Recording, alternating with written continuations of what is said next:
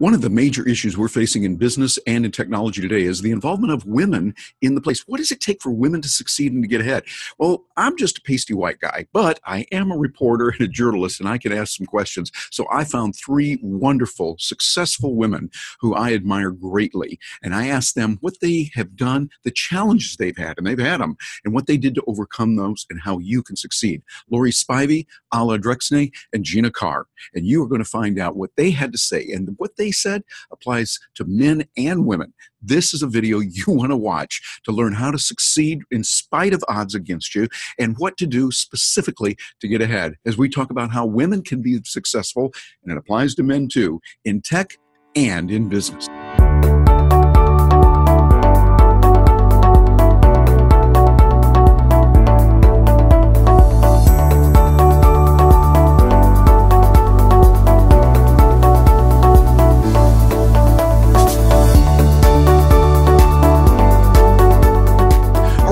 Through a lot of change today. We're seeing that technology is making a major impact, but there's still some issues that are out there with gender. We see many women excelling and doing well in the business marketplace, but also there's still some challenges. And we want to find out, first of all, what's going on.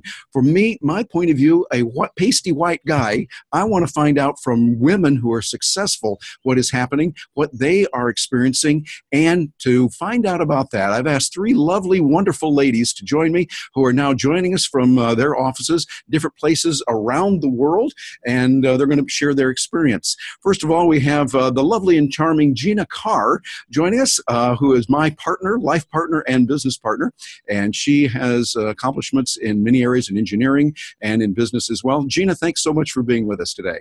Happy to be here. Thank you. And we also have Laurie Spivey, who is joining us, very accomplished in many areas, doing a lot of international work, as well as very accomplished in the science, the technology side, doing a lot with blockchain right now, Harvard Business School grad as well. Laurie, thank you very much for joining us from your offices there in Orlando. Great. Thank you so much. Happy to be here. Yes, and we also have Alla Driksne, who is joining us now from her offices over in London, England. Alla, it is wonderful to have you with us today. Thank you. So good to be here. And so what I want to do is get right into it. You ladies have accomplished a lot. I want you to tell us a little bit about your background, your education, what you have done, and the kind of work that you're doing today. And so, Alla, we'll start with you over there in London first. Tell us a little bit about your background and what you have done. So I'm originally from Latvia, Eastern European country. I sort of came to UK when I was 14 by myself. I didn't really speak English, but it was very challenging times, back then. And then I got into London School of Economics, so I finished with in management degree.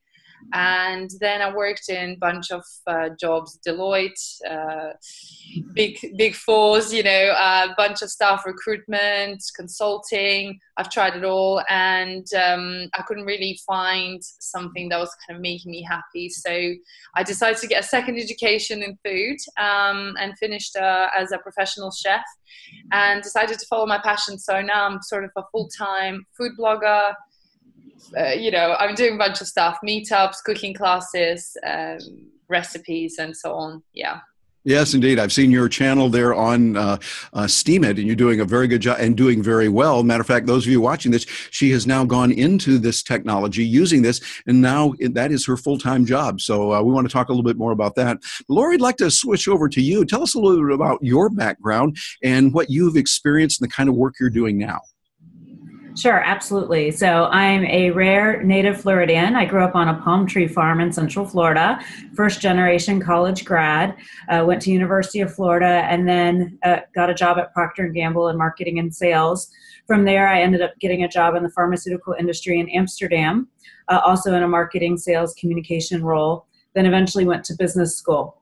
But that experience living in Europe was profoundly impactful, in that it was my first exposure to not only international business, but also emerging markets. And that put me on a path that really changed my life.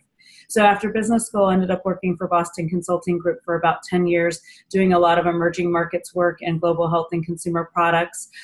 Really loved helping companies who were interested in expanding into China, other areas of Asia, Latin America, Africa, and really just fell in love with the African continent. And so I've been able to do a lot of Africa-focused work based here in the U.S. And recently, well, about a year and a half ago, left BCG to form my own foundation focused on supporting entrepreneurs and small businesses in sub-Saharan Africa. Very good. Well, you're doing a lot there, and I look forward to getting your perspective on the global dimension as well. And Gina Carr, tell us a little bit about your background and the kind of work you're doing now as well. Okay, great. I'm from Atlanta, Georgia, and like Laurie, and I think like Alla as well, first generation college graduate, and really had a wonderful time following that, going to, well, my college was Georgia Tech, where I studied industrial engineering. And after that, I took a job consulting too. I didn't know we had all this consulting background that's similar to each other, but I was with Arthur Andersen before it was Andersen Consulting and before it went down the tubes. It was a great company. And I got into real estate and banking side of real estate, and that seemed to be the path I was on. I also went to Harvard Business School like Laurie and got my MBA.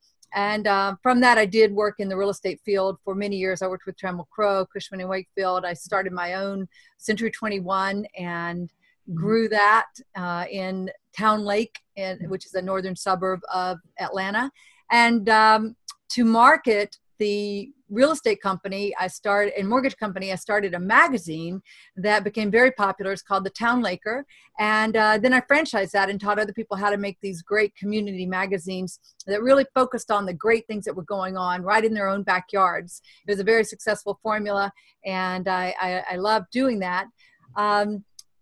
I was in that business with my now ex-husband, and so when the marriage ended, I left that business, did eventually move to Orlando, and I now am a marketing consultant where I help people grow their businesses, or I say grow their tribes of raving fans.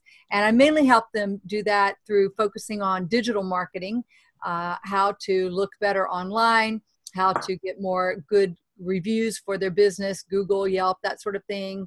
That's what I focus on, and I'm really enjoying it. I love the flexibility.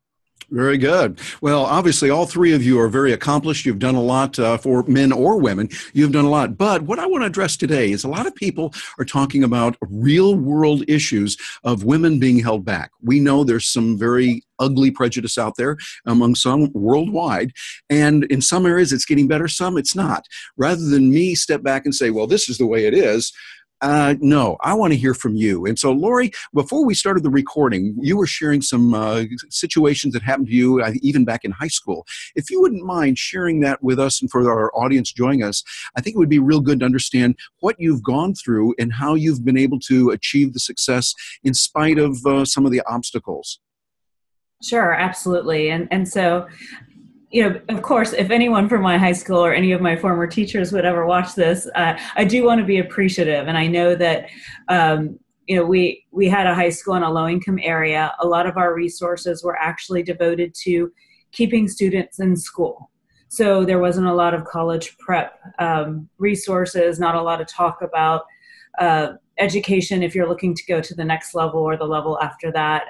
In fact, we had a lot of immigrant students, so non-English speakers. And so, you know, when I talk about my high school, I want people to understand that was the context. And so I remember one guidance counselor, you know, I was very excited to apply to university. I was the first person in my family to go away to university. And I remember him encouraging me, oh, just go to community college. It's all the same. You don't need to go to university. And that was one memory I have. Another memory that really sticks out is that I was always great in math. You know, from elementary school, middle school, high school, I was always one of the top students, if not the top math student at my school. And at the time, none of my math teachers ever talked to me about being an engineer or being a computer programmer or going to med school or doing anything that really requires advanced math skills. I was encouraged to be a math teacher which of course is a very noble profession. And I don't want to knock anyone that chooses teaching as a profession, but I really wish, looking back, that someone had encouraged me to do something more with my math, major in physics, major in computer programming, check out engineering. But I was never exposed to that. I didn't even know what that was. I didn't Do you really think that was because they felt, well, being a woman, you shouldn't do it? I mean, was it that crass?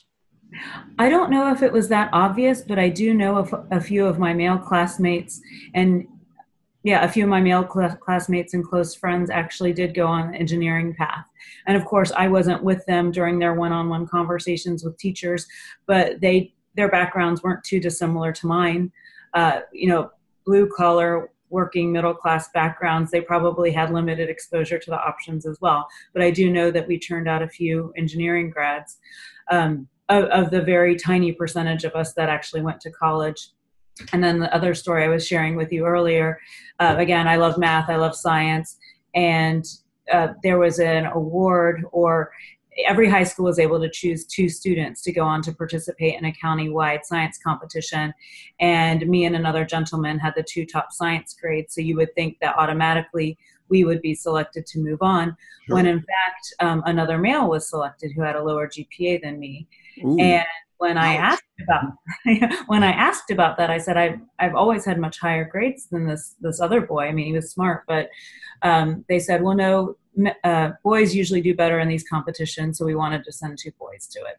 So, there just wasn't a lot of encouragement for me in the math and science sectors back then. And so I ended up going to college, looking into journalism, communications. That's what I had more exposure to in high school and when I was younger. And only later on in life did I think, man, I would have been a really good engineer. Man, I would have been a really good computer programmer. Why didn't I major in finance? Fortunately, I've been able to use a lot of those skills later on in my career. I'm very analytical, and I take that approach to things I do today.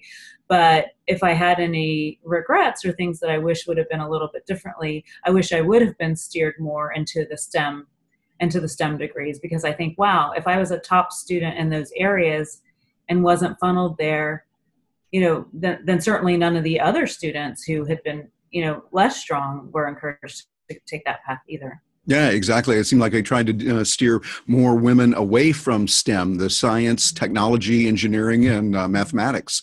And now we see that. Well, Gina, you are an engineer. You graduated with industrial engineering from one of the, matter of fact, the top industrial engineering school in the world, Georgia Tech. Did you see prejudice there? Did you see that sometimes people were wondering, why are you as a woman studying technology and engineering? What's been your experience?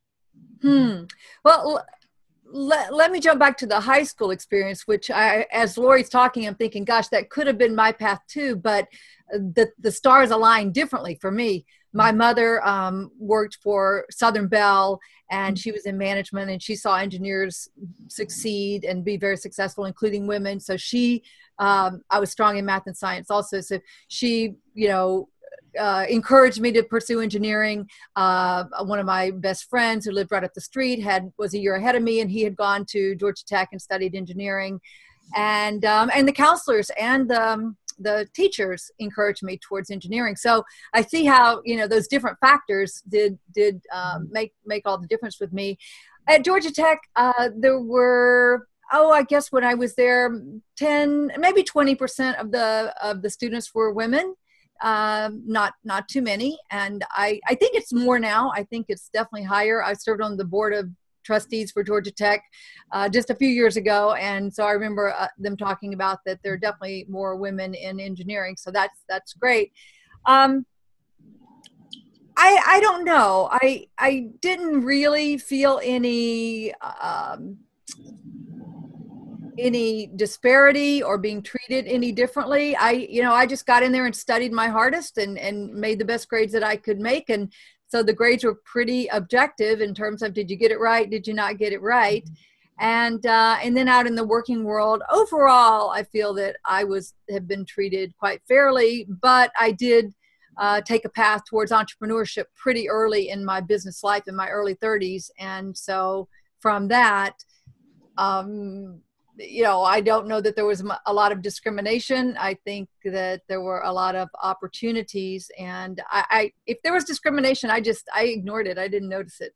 Yeah, sometimes that's the thing to do. Well, I've been waiting. I want to hear from you because you have a unique perspective. Being originally from Latvia, speaking Russian as your native language, you go to England where you don't know English and you accomplish a great deal there. You also come from a country where, like many others in the world, they have certain, shall we say, preconceived ideas of what women should do. I'll use the air quotes on that. Women should do this, men should do that.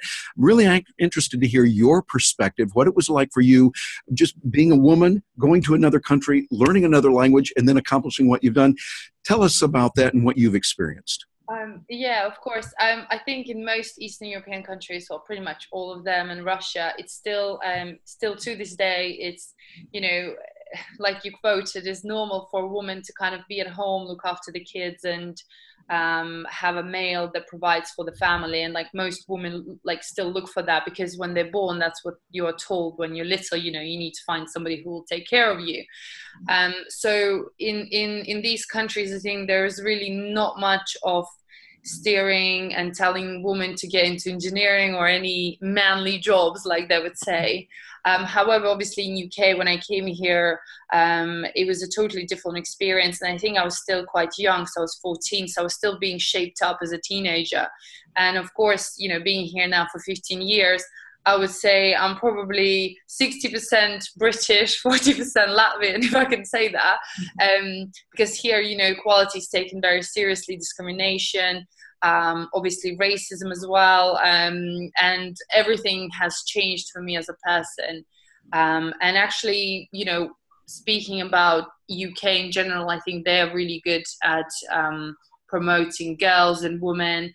There's been a lot of adverts done by little girls saying, I can fight like a boy, and there's a lot of stuff being done to show kids now that they can be anything they actually want to be, doesn't matter what job it is.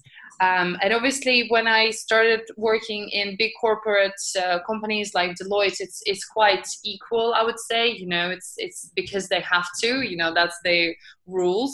But because we're talking about, Gina's industry where it's 10% females, I thought about my cooking. When I worked in the kitchen, actually, there was maybe 2 females and the majority is male. So actually kitchen and cooking and all the food industry is still heavily dominated by males. Obviously apart if you don't do your own thing, but I'm talking about generic, restaurants and food businesses. So that's something that's quite interesting, I don't know. Yeah, I think you raised some very good points. Well, here's what I'd like to do now. We've got the 3 of you there. You had tremendous background. You've overcome odds. If someone's watching this right now, I want you to imagine that woman who is watching it, and particularly for women that are seeing this, and they're thinking, I'm being put down here, and this happened to me, and that happened to me, and they have some vivid, sometimes painful memories of what's happened. What would you tell that person? And sometimes it could be men that have been put down as well. I know from my experience this has happened. What would you recommend to someone to take today, using technology, using other aspects of business that you know about, to help them to get apart from that, to overcome some of the challenges? Laurie, we'll start with you. What would you say to that person watching that needs some help right now? Well, I think that's a fantastic question, and probably a question that we'll answer till, keep trying to answer till the day we die. But the first thing that popped up for me was always trust your intuition. And it's not just about business, it's your personal life, career, what you should even do that day. I think, and maybe there is a bit of a gender element to that, and maybe it's a stereotype, but women are often credited with having a stronger intuition. And so I think we all should really leverage that a bit more. Whether it's a decision with work, a decision to take a job or leave a job, I have to say that my gut instinct has never been wrong. And the main decisions I've regretted are the ones where I haven't listened to my instinct.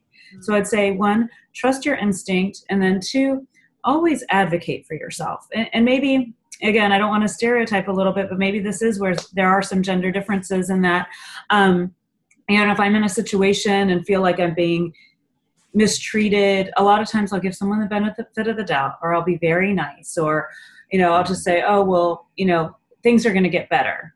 And some of my male colleagues just won't take that. If they feel they're being mistreated, they won't give someone the benefit of the doubt. They will, call a spade and deal with it right when it happens. Or, I've been, have had great successes at work. I've also had failures at work. I've gotten promotions. I've been passed over for promotions. And I think that when I've been passed over for promotions where the rationale wasn't that clear, or maybe a male was selected for a job over me, even though I was more qualified, I should have called people out on that. I should have really gotten the answers rather than just say, okay, I didn't get the promotion, I'll move on now. So I wish in some instances I would have advocated for myself more. I would have spoke up more. But I think in the end, perhaps we're used to more, okay, let's just take it and move on. Let's get back to work. Let's stay busy. So those are some 2 bits of advice I would give, whether you're male or female. Stick to your intuition, trust your gut, and secondly, advocate for yourself. Yeah, I like that. I think those are good words of advice that would be with for women and men, and it would work well. Gina, we're going to roll over to you. You've got a person watching now, several people watching. They need help. They want to know what to get ahead. What would you advise for them? Well, honestly, I think I would advise taking the entrepreneurial path, because you just have so much more control. I think ideally, if you have a job that is paying the bills, see if there's something you can start up on the side, because that's going to be much safer. And you can stick your feet in the water and see what's, see if that's going to suit you. It's not for everybody. It's definitely, you have to have a tolerance for instability, but you also have much more ability to go with your intuition, as Laurie was talking about, and go with your heart and your own passions. And it's so much easier today to start up a brand new business than back when I first started mine back in 1993. Now, I started a mortgage company and a real estate company, and so those were somewhat regulated. In Georgia at that time, the mortgage companies were just starting to be regulated. But now there's so many businesses you can start. Today, you could go up over to Fiverr, and you could launch some of your services on Fiverr. Just go over there and look around and see what services are available, or see what matches your skill set, and launch that you're going to do a gig for $5. And they actually, that's what's called Fiverr, fiverr.com, Fiverr.com. And, but you can make more than $5 a gig. Upwork is another great place to freelance and to test the waters on the skills that you have, to see if people want them and if you like doing that type of work.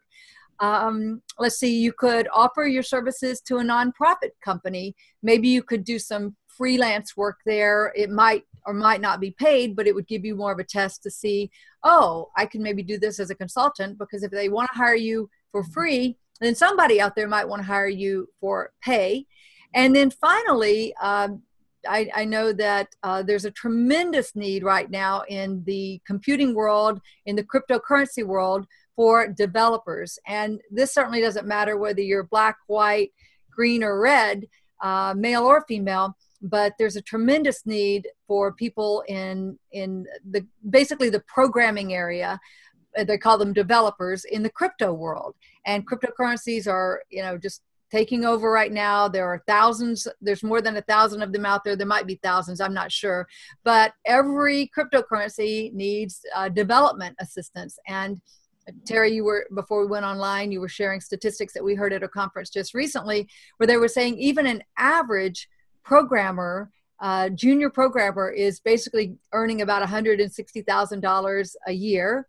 And that the senior programmers they can just name their own price. I mean, some of them are earning more than $1 million, and some of them go into the cryptos and they get, a share of the crypto. And if it does well, then they've really made out well. So that's something that if you don't even know anything about crypto, but you are technologically minded, and maybe you were a software developer or you've done something in that space, it might be you could get trained. You can learn how to do this, and that's a good thing to do. Yeah, I think that's a good point. I would put an exclamation mark behind that, because when you get out there in the content that you create, we really don't care whether it was a man or a woman creating that content in writing as a journalist. I realize there's a lot of opportunities there. But having talked about that and mentioned the content, Alla, I want to look at you, because you have now taken the plunge. You left the job you had. You could get many, many jobs because you have a lot of skills, and you're now creating content on a platform called Steam It.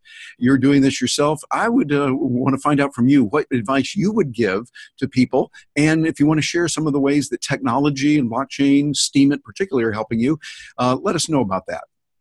Yeah, I think the advice I would give is not to be scared and just to go for it. You know, I'm speaking probably as from not really technical background. You know, I went into food, and for 5 years I was doing that, and then now I'm doing more crypto, and I'm learning more about it every day, and it's exciting. You know, it's scary, it's intimidating at times, but it's not that hard, if that makes sense. Like, you know, if you actually spend some time, you learn a lot. So my advice is not to be scared, just go for it, try it, see if it's for you, see if you can find something in there. And of course now I'm blogging full-time on Steam It, but I'm trying to get involved in more projects like DLive, DTube, which is all decentralized live streaming or video streaming. And I'm basically teaching myself everything like I taught with my cooking and my channel. Let's say I don't know how to film or take a photo or edit anything. So I'm kind of transferring my skills into learning how to do this on new platforms and how to work on Steam It. Yeah, and I think it doesn't matter if you're a man or woman. I think, in fact, I'm trying to bring more women onto Steam It and the platform, because I think it's at the minute not very equal. And again, it goes back to the factor that, you know, I think women are more intimidated by it or not know about it as much, because it's not really talked about. Especially in finance industry, I find that, you know, men always talk about some sort of investing opportunities where ladies don't talk about that. So I think we need to encourage more women to talk about investing and learning about crypto and basically getting into that industry. Yeah, and what else? I agree with Laurie, you know, about your gut instinct. This is something that I've only learned just recently, and I'm 30. So if you're below the age of 30, definitely listen to this advice. It's really good. And always just do what you're passionate about. And I think that's one thing that I've been told over and over again, that I am passionate about my food. I'm passionate about what I do. And whether it's, you know, like Gina said, starting your own business, you have to be passionate about the area you want to learn about or start. It doesn't really matter what it is. As long as you have that drive, people will see it, and eventually you will, you know, start making money or be recognized or become known for it, whatever it is that, you know, you're looking for. So yeah. And you see, I'm passionate right now. That is great. Well, you know, I'm going to pause here for just a moment. And those of you watching this, think about what you've just heard. You've heard from 3 wonderful women who have worked hard. They've learned skills, and they had to go out and really work. You heard that throughout each of their testimonies when they were talking. They really worked hard. They went out and they learned new skills, and they didn't let something stop them that someone said, no, you shouldn't do. I would encourage you to just get out there and look at what's available. The technology is available right now in many different areas, and we can do a lot today. Go for it. Get passionate about that. And the things that you are passionate about is where you can move and really render service to the world. Well, and real quick, lightning round as we go now. Before we say goodbye, each of you, I'd like to have you say any final words that you want to leave with those that are watching, and your thoughts about where the situation is today with women, men, gender, technology, all of that. The floor is yours. Laurie, we'll start with you. Wow. I mean, I feel like we could have this conversation for a few hours. I mean, it's hard to even narrow that down. I would just echo what was said earlier in the call, on that the world is changing really quickly. There are so many opportunities today, and so many challenges where solutions haven't been developed yet. We only just briefly mentioned blockchain and cryptocurrency there. We haven't even begun to see all the applications that we have there, just in terms of global investment, global commerce, access to financial institutions that we don't see globally, and that's something I'm really passionate about. But I would just say, keep your eyes, ears open, use that intuition to identify the opportunities that you can get involved in, and follow Gina's advice as well. Be an entrepreneur. Look to do something on your side, even if you have to have a job that pays the bills. Explore other things that you can do in the background. Yeah, that makes sense. Well, Gina Carr, over to you now. Yeah, let me share two resources. I'm not sure that I mentioned Upwork earlier. Upwork.com Yes. is a great place to get out there and try your freelance skills. And then for those who wanted to learn more about blockchain, cryptocurrency development, Kingsland.academy is a place where you can pursue that. My main advice would be that you've got to follow your heart. You've got to really, you only have one life to live. And you may have spouses or friends or moms and dads who are saying, no, why don't you do this? And I think you just really have to dig deep to clarify what is going to make your heart sing. What do you want to be doing with that one precious life that you have? And you really have to pursue that in spite of other people directing you into a different direction. I like it. Very good. Well, Alla, what final words do you have for those that are watching that want to break free, they want to achieve their goals? What, as someone who has done that and is doing that now, what would you say to them? Yeah, I guess obviously I agree with both ladies, and I think it's very strong points. I just think you should never listen to anyone. You should always do what makes you happy. Always follow your instincts. Always and never give up. I think I don't often talk about times when I'm finding it very difficult, when I feel low and down, but I have my friends and family that kind of support me throughout this time. And it happens more often than I think, and tell people, success doesn't come really easily. So don't be afraid to fail. If you fail, just have something, have a tea, breathe, take a day off and start again. So don't be afraid to fail. Failure is how we learn from our mistakes, and this is only going to make you better. So you're going to learn from it, and you're going to just do better and better. Nobody successful has never failed, So that would be my final advice to everybody, both males and females. Yes, indeed. I think very sound advice. And before we let you go, one more thing. I'm going to go around the circle. Tell us how we can get in touch with you. If someone wants to reach you, what's the best way for them to find out more about you? A website, email address, whatever is more comfortable. Laurie? Laurie, I think your mic is still muted there. And there we go. Thank you. Sorry about that. Yeah, it's okay. I'm still a little new to some of this technology. So the best way to reach me is at the address of my Florida Africa Foundation. So it'd be Laurie.Spivey@florida-africa.com. That's LORI.SPIVEY@florida-africa.com. All right. And Gina Carr? The best way to reach me would be through my website, ginacarr.com. That's GINACARR.com. There's a contact form there. The email, gina@ginacarr.com, will get me as well. Very good. And Alla, what's the best way to reach you? You can reach me on any social media. My handle is the same. It's at Alla's Yummy Food. So it's ALLAS and then Yummy Food, all in one word. So that's Twitter, Instagram, Snapchat, Facebook, Steemit, DTube, DLive, everything. Yeah. Yeah, all of them. And by the way, very good videos on yummy food. So if you are interested in that, follow up on those. Ladies, thank you so much for joining us today. Really appreciate you. On behalf of those watching who I know you have helped, we really appreciate it a lot. And for those of you watching this, I want you to think about what has just been said. If you're a woman and if sometimes you really do encounter that prejudice that's ugly and people trying to put you down because of what's in their head, listen to what these wonderful ladies have done already and what they're recommending.